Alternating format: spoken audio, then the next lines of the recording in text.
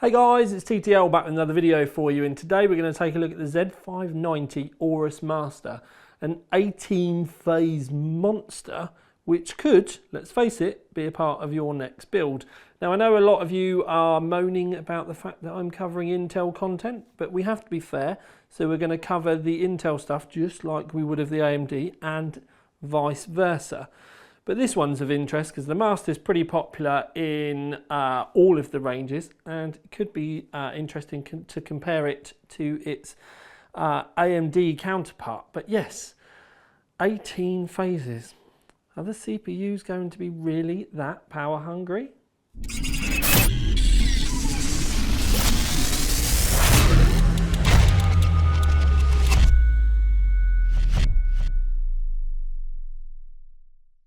So, the Master, inside the box, you get stickers. Everybody likes stickers. You also get a case badge or something to put, where's an Aorus badge. I'd like them to make their mind up whether they're going to be Gigabyte Aorus or whether they're just going to be Aorus. But anyway, you get, and it's a metal badge as well.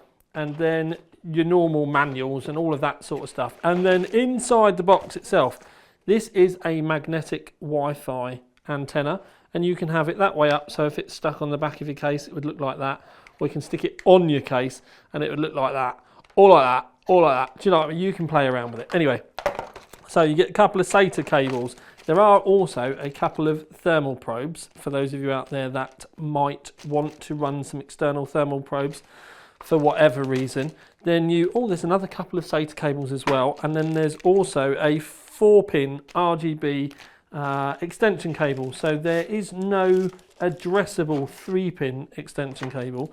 There's also a little microphone. Now they do have this software that you can do where you can tune the fan software based on noise, and that's when you'll need this. That's a cool idea, but I just wish they'd put some heat shrink or something over the cable so it doesn't look so basic. And then the other things inside the box are just like the normal screws and stuff that you would expect. Nothing fancy going on in there at all after that point. Now, the board itself, like I've said, 18 phases. Now I know a lot of you straight away are going to be like, is that 18 native phases? And no, it's 9 doubled up to 18. So you get 18 phases, but it starts with 9 and then they're doubled up. But you do get 90 amps on each of the power stages.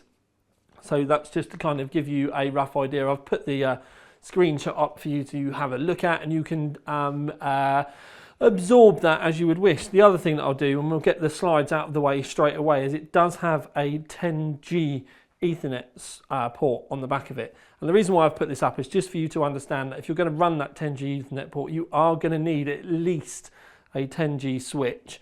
I don't know of any 10G routers, but that wouldn't particularly matter because you're not going to get 10 gig Ethernet. Sorry, 10 gig internet. The other thing to remember is just because you have more like 10G on your Ethernet, it's not necessarily going to speed your internet up. So this is more about internal networking more than anything else. Anyway, back to the actual board itself. Now, we'll start up in the top left-hand corner, and you can see that there is a 4-pin PWM up there, but there is also one nestled just in there. That is another one. And that's actually because behind here there is a tiny little fan, and that fan is pointed at where the 10G connector is, or the 10G little processor that's basically hidden underneath here.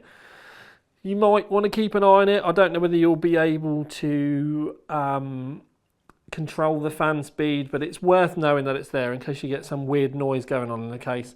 I'd like to think that it doesn't turn on until it hits a certain point, but until I test it, which I'm not going to till I get 11th gen processors, I can't really tell you.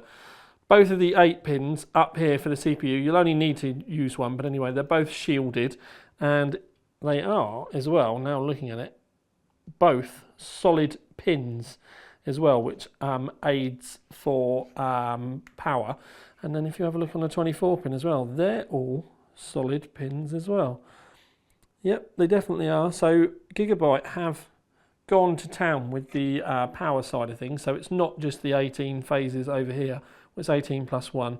Solid pins in all the connectors as well. Up here you can also see, when I push those out of the way, so CPU fan is the grey one, CPU optional is that one, then you've got a couple of system fans there as well. If we chase it around the outside of the board, there's another fan header there. So 1, 2, 3, 4, 5, 6, looking down the bottom, 7, 8, 9, and I'm just scanning around to see if I can find a 10th. There's normally one here, but there's not. So we're looking at 9 fan headers in total, or 10 if you count that one. But anyway, so there's that. So up in this top right hand corner as well, you've also got your 4-pin RGB and then a 3-pin RGB, and then I was just looking down on the bottom, there we go, there's another 4-pin RGB and 3-pin addressable down here as well. Around the outside, 6 SATAs, 2 USB 3s, USB 3.2, as you can see it says there. You also get the external USB-C header here.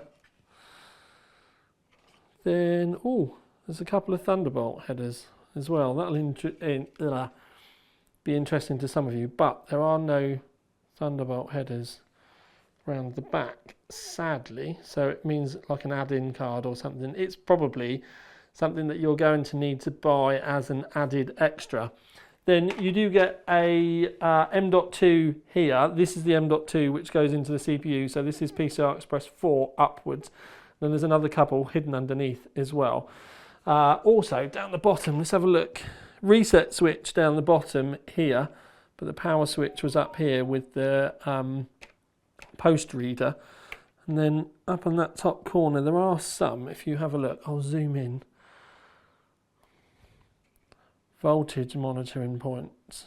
The top right hand corner of this board is actually fairly packed. I'll also just give you a really up close look at those power stages as well. I know I can't really show you too much when it comes into actual detail, but the heatsink up here, it's direct contact too, so they're saying that it's much closer contact with the actual MOSFETs themselves, and then it's got this special coating over the top as well to try and help with heat dissipation. It's a really old school looking heatsink, but the technology behind it is like, it's very old school looking but very new school tech, which I kind of like. Then the only other thing that I can really talk to you about other than the aesthetics would be the lighting.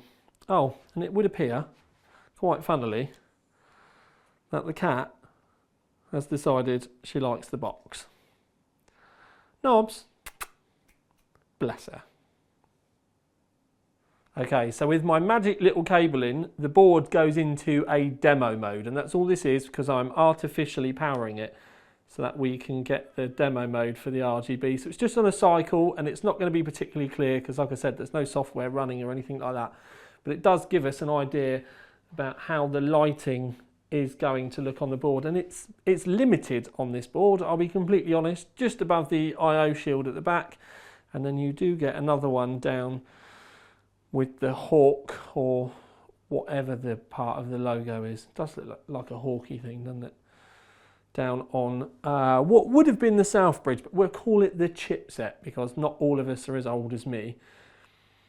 And I will say that I do like it up on the I/O up here, but it's obviously all going to be like, or it looks like it's all going to be a single colour. So it'll be interesting to see if we can mess around with shades and stuff when we do get into the software itself. But anyway, I think that most of us are probably going to end up sticking it on a colour cycle or a single static anyway, which will be more than enough.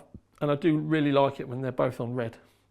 But that is enough for our preview because it is just a preview. You'll see this board again when we do a full dedicated review, but I am not doing that until we have 11th gen processors. And even then, we will have lots to talk about, but I'm not going to go into it right now. So this has been the tiniest one with another video for you out. Ding!